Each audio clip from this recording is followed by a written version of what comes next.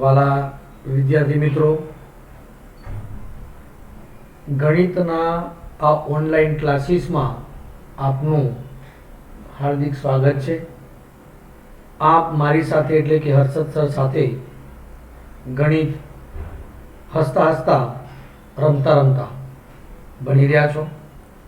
Chapter number 1 સંબંધ અને વિધેય રિલેશન્સ એન્ડ ફંક્શન્સ આપણે જોઈ રહ્યા છીએ. એની અંદર સંબંધ શું છે એ આપણે ભણ્યા. એને દ્રઢ કરવા માટે એના લગતા સવાલની આપણે ચર્ચા કરી રહ્યા છીએ. હવે આપણે જે ચર્ચા કરવા માંગી રહ્યા છે તે ઉદાહરણ નંબર 3. L જે છે L એટલે સમતલમાં આવેલી તમામ રેખાઓનો ગણ, જેના ઉપર વ્યાખ્યાયિત સંબંધ આ ક્રમયુક્ત જોડ L1 L2, જ્યાં L1 એ રેખા L2 ને લંબ છે. આપણે તપાસવું છે કે આ કેવા પ્રકારનો સંબંધ છે મિત્રો. અહીં આપણે જાણીએ છીએ કે રેખા L1 એ રેખા L1 ને લંબ નથી. કોઈ પણ રેખા પોતાને લંબ કદાપી ન હોય. અર્થાત L1 not belongs to R. એનો મતલબ એવો થયો સંબંધ R એ સ્વવાચક સંબંધ નથી. L1 L2 belongs to R. એનો અર્થ એવો થયો રેખા L1 એ રેખા L2 ને લંબ છે. તો મિત્રો આવું પણ આપણે કહી શકીએ L2 એ L1 ને લંબ છે, એટલે કે L2 L1 belongs to R. બોલો, આવું કહી શકાય. આથી R એ સમમિત સંબંધ છે એવું આપણે કહી શકીશું. બોલો, ખ્યાલ આવી ગયો મિત્રો. હવે આપણે ત્રીજા સંબંધમાં ચેક કરવું છે L1 L2 belongs to R. એનો મતલબ એવો છે કે L1 એ L2 ને લંબ છે તથા L2 L3 belongs to R. એનો મતલબ એ થયો કે L2 એ L3 ને લંબ છે. આથી L1 લંબ L3 ના કહેવાય. જુઓ મિત્રો, આ એક રેખા છે, એને લંબ આ રેખા છે. હવે આને આ જે રેખા છે એને લંબ આ રેખા થઈ, તો આને પણ લંબ રેખા આ થાય. તો આની વાત કરો તો આ કદાપી લંબ ના થાય મિત્રો, એ સમાંતર થઈ શકે છે. એટલે કે L1 L3 not belongs to R. આથી સંબંધ R એ પરંપરિત સંબંધ નથી. તો આવો સંબંધ જે છે મિત્રો એ સ્વવાચક નથી, પરંપરિત નથી, પરંતુ માત્ર ને માત્ર સંમિત સંબંધ છે. હજુ એક આ પ્રકારનો આપણે સવાલ સ્વાધ્યાયમાં 1.1 માં ભણીએ.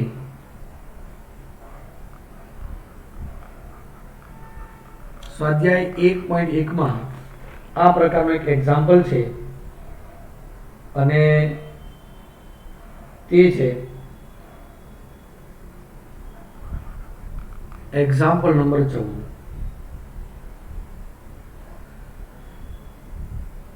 ગણ એ જે છે મિત્રો એ XY સમતલની તમામ રેખાઓનો ગણ છે. બોલો, ખ્યાલ આવે છે? એના ઉપર વ્યાખ્યાયિત સંબંધ R જે છે એ ક્રમયુક્ત જોડ L1 L2 ને સમાવે છે, જ્યાં રેખા L1 એ રેખા L2 ને સમાંતર છે.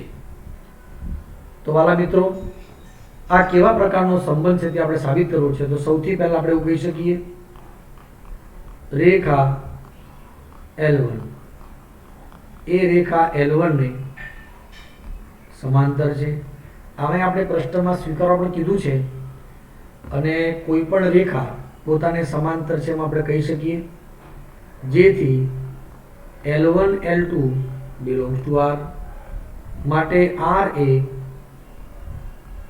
સ્વવાચક સંબંધ છે. બીજા ટોપિકમાં આપણે એવું કહી શકીએ, L1 L2 belongs to R. એનો મતલબ એવો છે મિત્રો, L1 રેખા એ L2 ને સમાંતર છે. તો L2 એ L1 ને સમાંતર કહેવાય કે નહીં? બિલકુલ કહેવાય. તો એનો મતલબ શું થયો? L2 L1 belongs to R. તો આનો અર્થ એવો છે મિત્રો, R એ સમમિત સંબંધ છે. વાલા મિત્રોને આટલું ખ્યાલ આવી જાય છે. જરાક આપણે આગળ વધીએ. L1 L2 belongs to R. આનો અર્થ એવો છે કે રેખા L1 સમાંતર રેખા L2 અને L2 L3 belongs to R. એનો મતલબ એવો છે કે L2 સમાંતર L3, L1 છે એને સમાંતર L2 છે અને એને સમાંતર L3 છે. તો આ બંને રેખાઓ બોલો એકબીજાને સમાંતર થાય મિત્રો? થાય ને. L1 સમાંતર રેખા L3, તો L1 L3 belongs to R આવું કહી શકીએ આપણે. તો મિત્રો R એ પરંપરિત સંબંધ છે. આથી સ્વવાચક પણ છે R, સંમિત પણ છે અને પરંપરિત પણ છે. આમ R એ સામ્ય સંબંધ ધરાવે છે, સામ્ય સંબંધ છે. તો રેખા y બરાબર 2x પ્લસ 4 સાથે સંબંધ R દ્વારા સંબંધિત રેખાઓનો ગણ શું હોઈ શકે મિત્રો? તો y ઇઝ ઇક્વલ ટુ, અહીંયા બે સમાંતર રેખાઓની વાત કરી છે મિત્રો. તો કોઈ પણ રેખા જો સમાંતર હોય, બે રેખાઓ સમાંતર હોય, તો તેમના ઢાળ સરખા થાય. એટલે કે y is equal to 2x તો થશે જ, પરંતુ અચળ પદની તુલના સરખી ન હોઈ શકે, એ અલગ પણ હોઈ શકે. એટલે આપણે લખી શકીએ છીએ C, જ્યાં C એ અચળ છે, અચળાંક છે. તો આવી રીતે આ જે રેખા મળશે y is equal to 2x plus c, એ જે રેખાઓ આવશે જ્યાં c અચળાંક છે, એ બધી રેખાઓનો જે ગણ થાય એ આપેલી રેખા સાથે સંબંધિત રેખાઓનો ગણ છે મિત્રો. બોલો, ખ્યાલ આવી જાય છે? ખૂબ જ સારો સવાલ છે ને મિત્રો, આ ખૂબ સરસ. થોડાક પાછા જઈએ આપણે, વળી પાછા ઉદાહરણ 4 માં જઈશું આપણે. ઉદાહરણ 4 એમાં લખ્યું છે કે ગણ 1, 2 અને 3 પર વ્યાખ્યાયિત સંબંધ નીચે પ્રકારની ક્રમયુક્ત જોડ ધરાવે છે. 1 1, 2 2, 3 3, 1 2 અને 2 3. તો મિત્રો આ કયા પ્રકારનો સંબંધ છે? આવા પ્રશ્નો વૈકલ્પિક પ્રશ્નો તરીકે આવી શકે છે. અહીંયા સૌથી પહેલા જોઈ શકો છો મિત્રો કે a એ બિલોંગ્સ ટુ આર છે, તમે જુઓ જ્યાં એ બિલોંગ્સ ટુ એટલે કે 1 2 3 હોય તેવો કોઈ પણ ઘટક,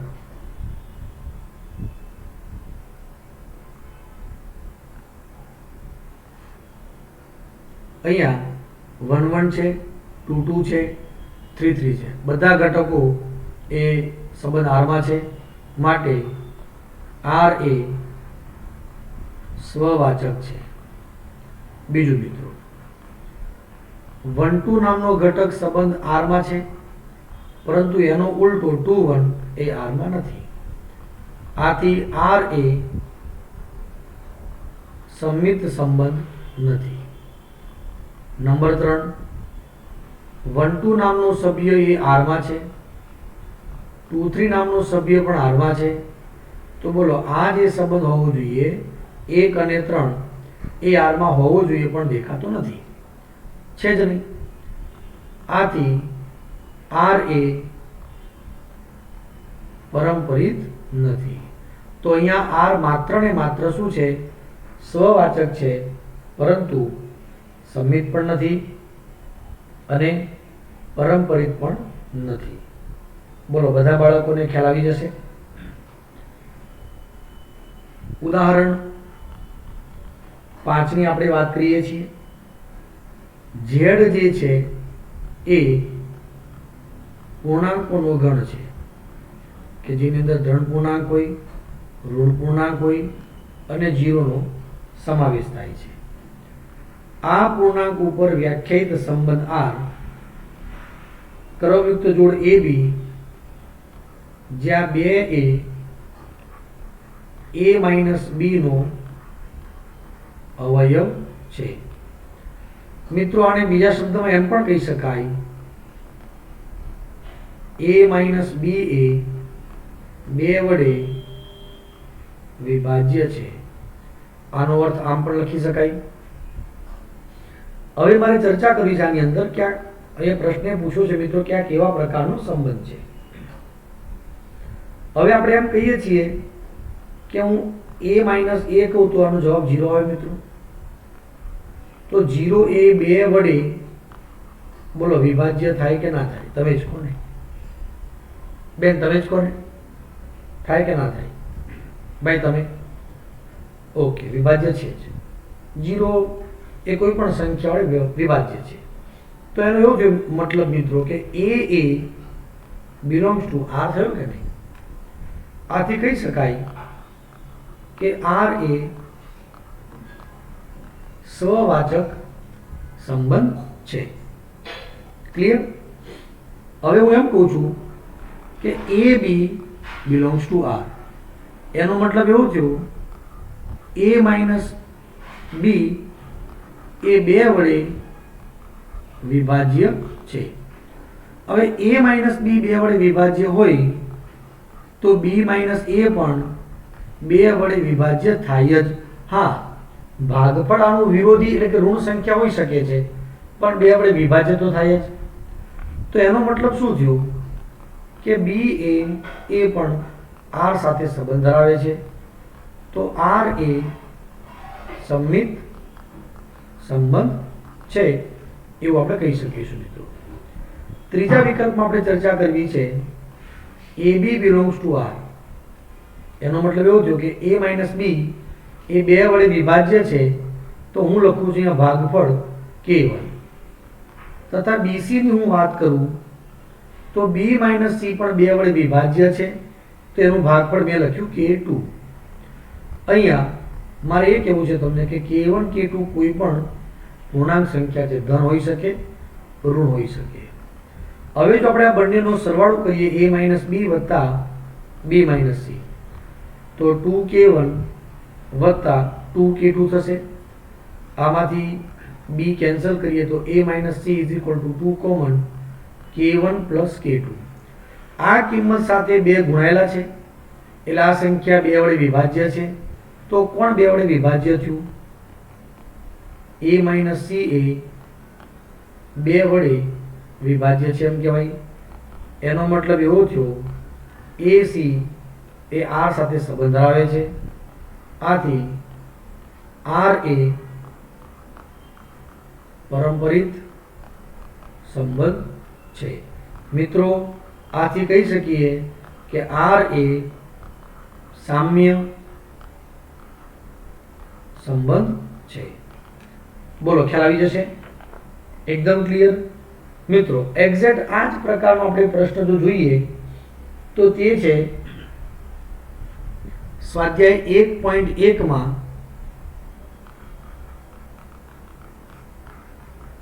એક્ઝામ્પલ નંબર 9।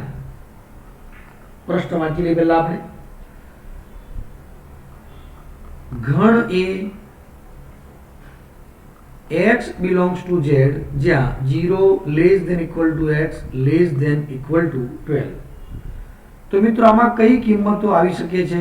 0 આવી શકે, 1, 2, 3 એમ કરતા 12 સુધીની સંખ્યાઓ આવી શકે છે। હવે આનો જે પહેલો પ્રશ્ન છે એમાં લખ્યું છે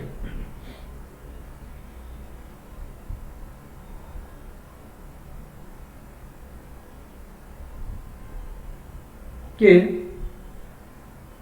સંબંધ આર એ ક્રમયુક્ત જોડી એવી ધરાવે છે જ્યાં માનાંકમાં a માઇનસ બી એ 4 નો ગુણિત છે। તો આનો મતલબ એ પણ થાય a માઇનસ બી એ 4 વડે વિભાજ્ય છે। આ દાખલો મિત્રો એક્ઝેક્ટ આપણે આગળ જે જોયું ઉદાહરણ 5 એક્ઝેક્ટ એની જેમ જ છે, એટલે તમે અહીંયા જાતે ગણશો।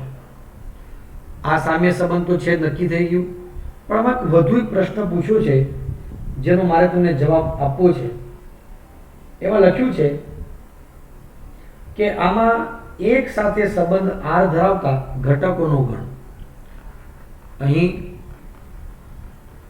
એક સાથે સંબંધ ધરાવતા ઘટકોનો ગણ એના બરાબર। એક સાથે સંબંધનો મતલબ સમજ્યા તમે? એ તરીકે હું 1 લઉં છું, તો બી તરીકે હું શું લઉં કે જેથી આ બાદબાકી 4 વડે વિભાજ્ય થાય? તો હું 1 લઈ શકું। જો હું અહીંયા 2 ના લઈ શકું, 1 માઇનસ 2 એટલે 1 જ થાય, જેને ધન બાદબાકી એ 4 થી વિભાજ્ય ના હોય। 5 લઈ શકું, 1 ઓછા 5 એટલે -4, એનો માનાંક 4 જે 4 થી વિભાજ્ય છે। પછી 9 લઈ શકું તો 8 થશે, એ પણ 4 થી વિભાજ્ય છે।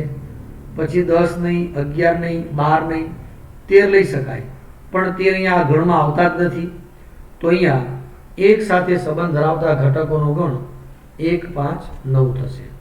એ જ પ્રકારે 2 સાથે સંબંધ ધરાવતા ઘટકોનો ગણ એ તમારે જ ભાઈ ગણ કરવાનું છે। આનો જવાબ તમારા માટે મેં ખાલી રાખ્યો છે, તમે આને ભરી દેશો।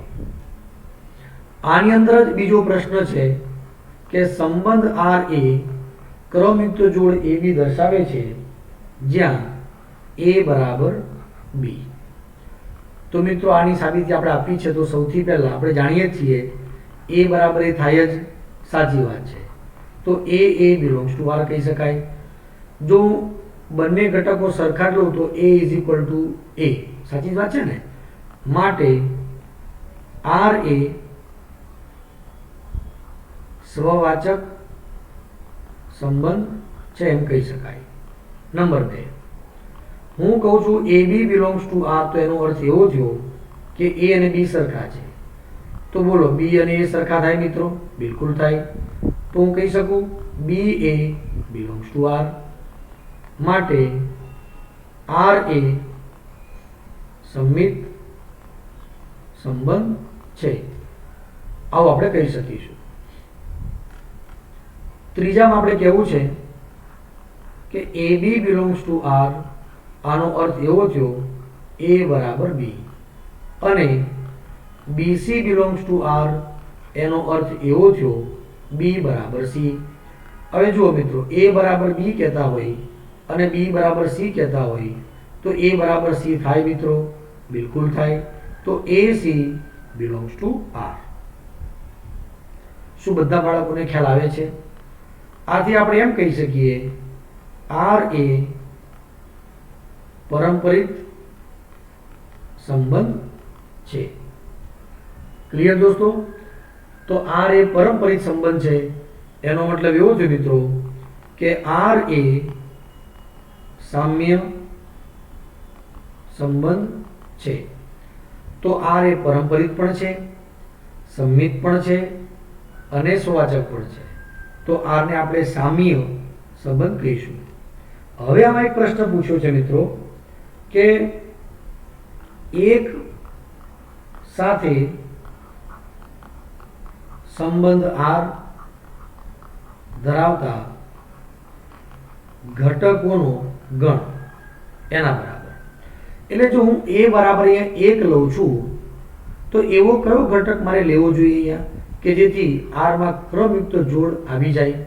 તો એને સરખો તેવો પોતે જ છે મિત્રો, એટલે એના જેવો સભ્ય એક જ મળશે, બીજું કોઈ મળશે જ નહીં. શું સમજાય છે? માની લો કે હું અહીંયા 2 લઉં છું તો મને 2 મળશે, અહીંયા 3 લઈશ તો અહીંયા 3 મળશે. બોલો, ખ્યાલ આવી જાય? ખૂબ જ સારો પ્રશ્ન છે મિત્રો, બહુ જ સારો પ્રશ્ન છે અને મને આશા છે કે તમે આ પ્રશ્ન સારી રીતે કરી લેશો. ક્લિયર દોસ્તો? ચાલો, ત્યાર પછી આપણે આગળ વધવાનું છે. પ્રશ્ન નંબર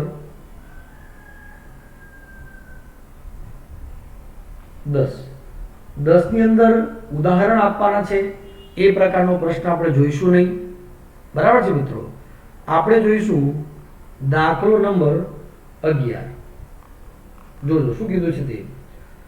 ઘણ એ એનો મતલબ છે સમતલ પરના તમામ બિંદુઓનો ગણ. સંબંધ આર છે ક્રમયુક્ત જોડ દર્શાવે છે PQ, જ્યાં ઉગમ બિંદુથી P નું અંતર એ ઉગમ બિંદુથી Q ના અંતર જેટલું જ છે. હવે શબ્દની જગ્યાએ આપણે જો સંકેત દર્શાવવો હોય તો PQ જ્યાં OP બરાબર અંતર સૂત્ર છે OQ, આવું કહી શકીએ છીએ આપણે.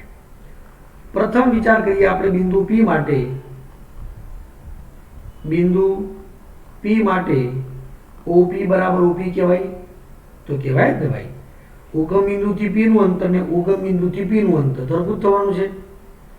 તો એ લખી શકાય PP belongs to R. તો R એ સ્વવાચક સંબંધ છે મિત્રો. પછી આપણે કહી શકીએ કે PQ belongs to R. એનો મતલબ છે કે ઉગમ બિંદુથી P નું અંતર અને ઉગમ બિંદુથી Q નું અંતર સરખું છે.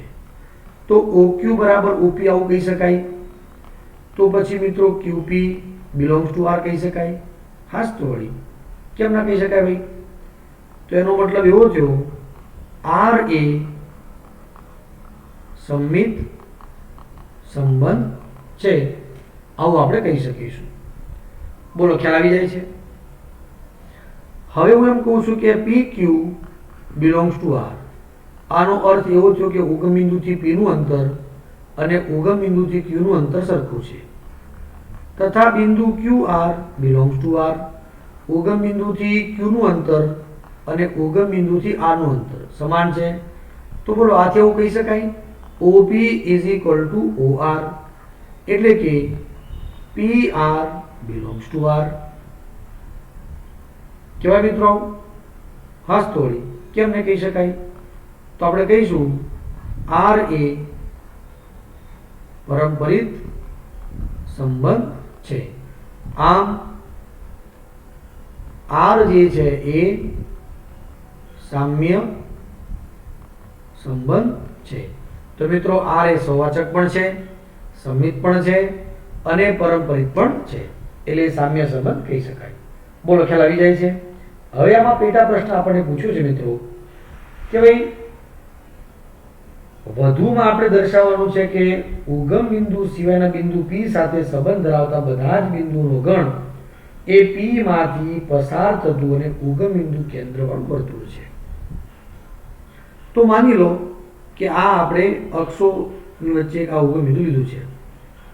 આ ઉગમ બિંદુથી સમાન અંતર એટલે અહીંયા એક બિંદુ આવેલું છે P. તો એટલા જ અંતરે બીજું કોઈ બિંદુ છે, ઉગમ બિંદુથી એટલા જ અંતરે ત્રીજું બિંદુ છે. આવા બિંદુ કેટલા દોરી શકાય મિત્રો? તો આવા અસંખ્ય બિંદુઓ આપણે દોરી શકીએ જે ઉગમ બિંદુથી સમાન અંતરે આવેલા છે. મિત્રો આ બધા જ બિંદુઓમાંથી પસાર થતા કોઈ પણ વક્રનો વિચાર કરીએ તો એ વક્ર શું મળશે? વર્તુળ મળશે. એ વર્તુળ પર P આવી જાય છે. તો મિત્રો આમ આપણે કહી શકીએ ઉગમ બિંદુથી P જેટલા જ અંતરે આવેલા